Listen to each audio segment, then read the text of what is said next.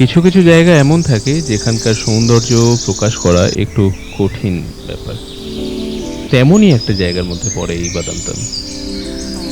পরিবেশটি এতটাই শান্ত, যে কোনো অবস্থাতেই একটা অদ্ভুত পিসফুলনেস নিজের মধ্যে কাজ করছিল।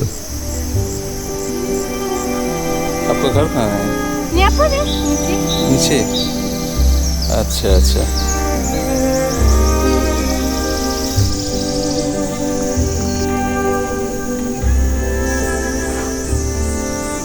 Good morning.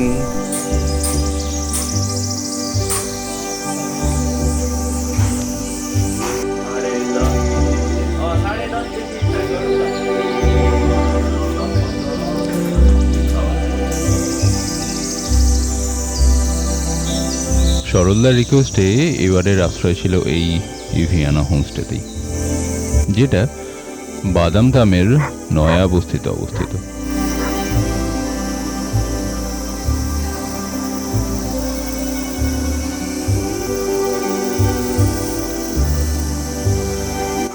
अरे बाप रे। नीचे हमारा forest butterfly butterfly butterfly forest है। हाँ फॉरेस्ट वो नीचे है ना।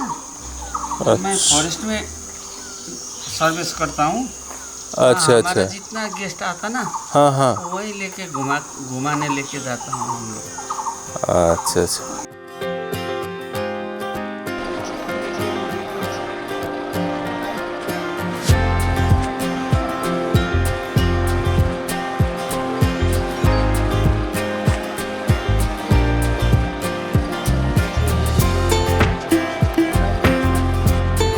সত্যি বলতে আমাদের কাছে নর্থ বেঙ্গলে ঘুরে বেড়ানোর ফিলিংসটা একটা অন্য মাত্রায় প্রাধান্যতা পায়, আর সেই জন্যেই হয়তো বারবার ফিরে আসতে হয় এখানে। ইভিয়ানা হোমস্টের যে ওনার, সে আমাকে বলেছিল হাতে মোটামুটি 4 থেকে 5 দিন সময় রাখতে, তাহলে এই জায়গাটা মোটামুটি ঠিকঠাকভাবে ঘুরে দেখা যাবে। রাথাং গ্লেসিয়ার থেকে শুরু করে ত্রিবেণী সঙ্গম, কম বেশি 80 কিলোমিটার দৈর্ঘ্যের এই রঙ্গিত নদীর নাম আমরা প্রত্যেকেই শুনেছি। যাই হোক, হোমস্টে থেকে মোটামুটি 30 মিনিট আসলেই এমন একটা জায়গার সন্ধান মিলবে। সাসপেনশন ব্রিজ, রঙ্গিত নদী এবং প্রকৃতির এই শোভা দেখার জন্য বহু মানুষ এখানে আসে। একদিকে বাদামতাম এবং একদিকে মাজিটার, আর মাঝখান থেকে এই নদীটি বয়ে যাচ্ছে। হোমস্টে থেকে 10-15 মিনিটের দূরত্বে একটা নদী ছিল, রুংডুং নদী। বিকাল গড়িয়ে সন্ধ্যা হব এমন একটা সময়। অ্যাম্বিয়েন্সটা এতটাই সুন্দর যে ইচ্ছা করছিল একটু বসে থাকতে, কিন্তু অন্ধকার নেমে আসায় আমাকে আসতে হলো আবার হোমস্টের দিকে।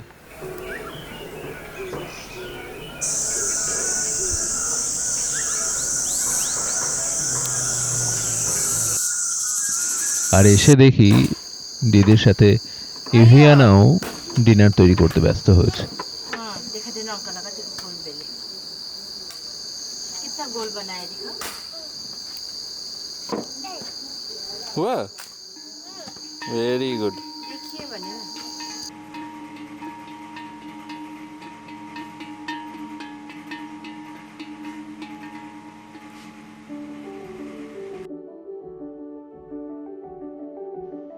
একটা দিন কিভাবে পার হলো সত্যি বোঝাই গেল না।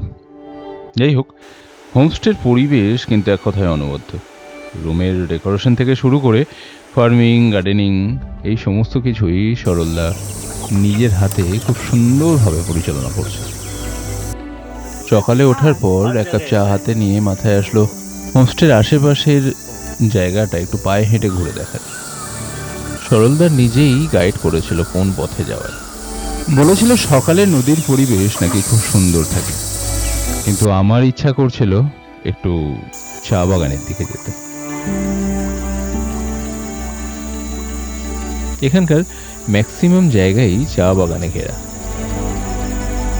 বাদামধামে পপুলেশন বলতে গেলে 6000-এর মতো। তার মধ্যে মহিলাদের একটা বড় অংশ চায়ের পাতা তোলার কাজ করে এখানে। कैसा लगा? बहुत अच्छा जगह है।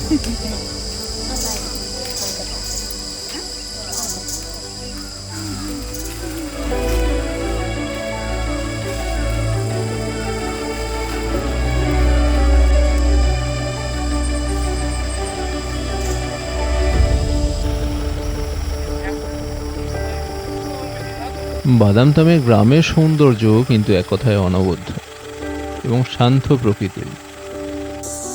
লেবং ভ্যালির পাহাড়ি ঢালে অবস্থিত এই গ্রামের প্রত্যেকটি দৃশ্য যেন মন ভরিয়ে তোলে।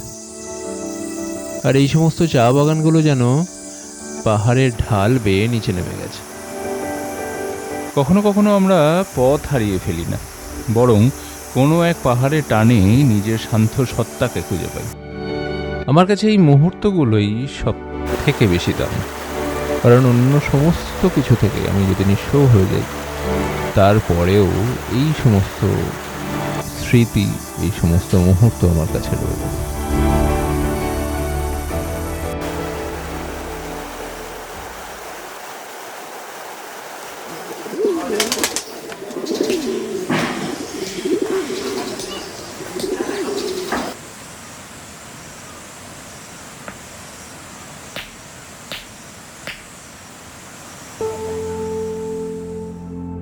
বাদামতাম শব্দের অর্থ কি? লেপচা ভাষায় এর অর্থ হলো বাঁশের তৈরি জলের পাত্র। প্রাচীনকালে যখন এই পাহাড়ে জলের খুব কষ্ট ছিল, তখন এখানকার মানুষ বাঁশের চোঙা দিয়ে দূর পাহাড় থেকে জল বয়ে আনত। আজ জলের কষ্ট মিটলেও নামের সেই আদিম সরলতা এখনো এই গ্রামের বাতাসে মিশে আছে।